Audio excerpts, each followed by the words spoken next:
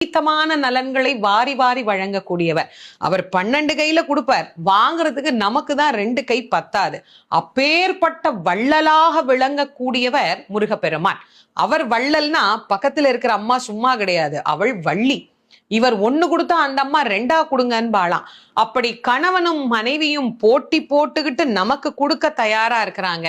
வாங்குவதற்கு நாம் என்ன செய்ய வேண்டும்? அவரை நினைக்கணும். எப்படி நினைக்கணும்? அரை நிமிஷமாவது நினைக்கணும். அரை நிமிஷம் எப்படி நினைக்கணும்? எனக்கு கொடுப்பாரு, எனக்கு கொடுப்பாரு, எனக்கு கொடுப்பாருன்னு நினைக்க கூடாது. முருகப்பெருமானை உள்ளம் உருகி, அந்த உள்ளம் உருகுகிற போதே நமக்கு அப்படியே கண்களில் இருந்து ஆனந்த கண்ணீர் அப்படியே பெருகும். அந்த கண்ணீர் பெருக முருகப்பெருமானை முழுமையாக ஒரு ஆன்மா சரணாகதி அடைந்து, முருகா நீ எனக்கு என்ன கொடுத்தாலும் சரி, உன் அடியாராக உன் மெய்த்தொண்டராக என்னை நீ ஏற்றுக்கொள் அப்படின்னு அவன் கிட்ட ஒரு விண்ணப்பம்